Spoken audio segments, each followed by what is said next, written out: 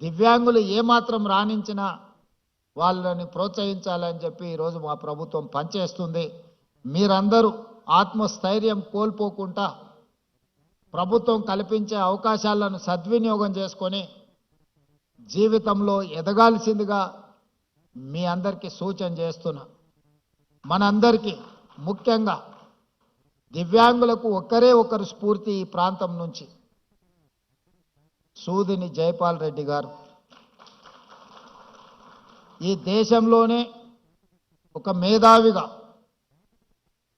Youngest south Indian best parliamentarian award పొందడమే కాకుండా పరిపాలనలో పట్టు సాధించడమే కాకుండా భాష మీద తనకున్న పట్టును నిరూపించి భారతదేశ పార్లమెంటులోనే ఉత్తమ పార్లమెంటేరియన్గా వారు రాణించగలిగారు.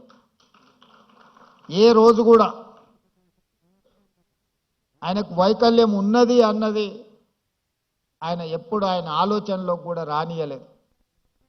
ఈరోజు తెలంగాణ ప్రాంతం నుంచి లేదా తెలుగు మాట్లాడే ప్రాంతాల నుంచి ఒక పివి నరసింహారావు గారు, ఒక నీలం సంజీవరెడ్డి గారితో సమానంగా జైపాల్ రెడ్డి గారు రాణించి సమాజంలో గౌరవం తీసుకొచ్చిండంటే ఈరోజు దివ్యాంగులు అందరూ కూడా జైపాల్ రెడ్డి గారి యొక్క సక్సెస్ను స్ఫూర్తిగా తీసుకోవాల్సిన అవసరం ఉన్నది. అదేవిధంగా ట్రాన్స్జెండర్స్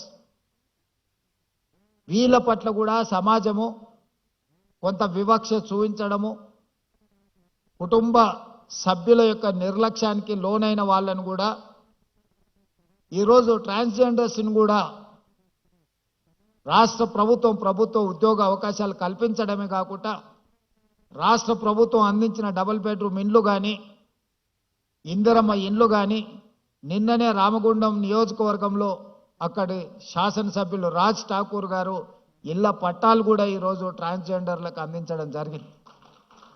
వివిధ శాఖల్లో వాళ్ళకు ఉద్యోగ ఉపాధి అవకాశాలు కల్పించి ఈరోజు వాళ్ళ అభ్యున్నతి కోసం కూడా నిన్నటి వరకు సమాజంలో వాళ్ళ పట్ల చూపించిన వివక్షను ఈరోజు హైదరాబాద్ పోలీస్ కమిషనరేట్ పరిధిలో కానీ మున్సిపల్ కమిషనరేట్ పరిధిలో కానీ వివిధ శాఖల్లో ఈరోజు ఉద్యోగ ఉపాధి అవకాశాలు వాళ్ళకు కల్పిస్తున్నాం. ఈ వేదిక మీద నుంచి నా సహచార మంత్రివర్గ సభ్యులకు నా విజ్ఞప్తి, రాబోయే మున్సిపల్ ఎన్నికల్లో ఎక్కడైతే కార్పొరేషన్స్ ఉన్నాయో ఆ కార్పొరేషన్లో కోఆప్షన్ కార్పొరేటర్స్గా మనము నామినేట్ చేసే అవకాశం ఉంది.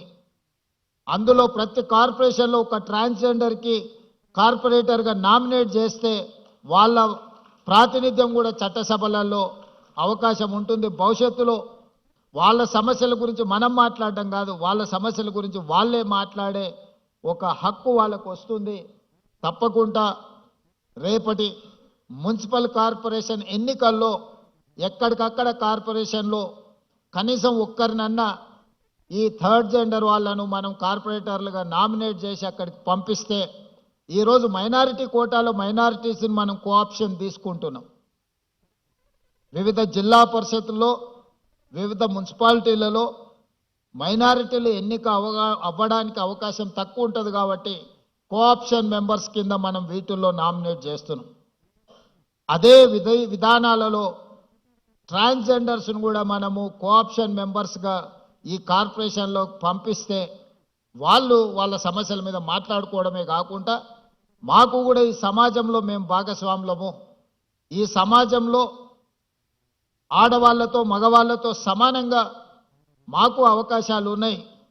ఈ ప్రభుత్వం మమ్మల్ని కూడా మానవత్వంతో చూస్తుంది, మమ్మల్ని మనుషులుగా గుర్తిస్తుంది. ఈ ప్రభుత్వం మాకు అండగా నిలబడ్డదని వాళ్ళు కూడా భావించే అవకాశం ఉంటుంది. కాబట్టి రేపటి మున్సిపల్ ఎన్నికలలో వాళ్ళని కోఆప్షన్ మెంబర్లుగా మున్సిపల్ కార్పొరేషన్లలో మనము కోఆప్ట్ చేసుకుంటే బాగుంటుంది. ఇది నా ఆలోచన.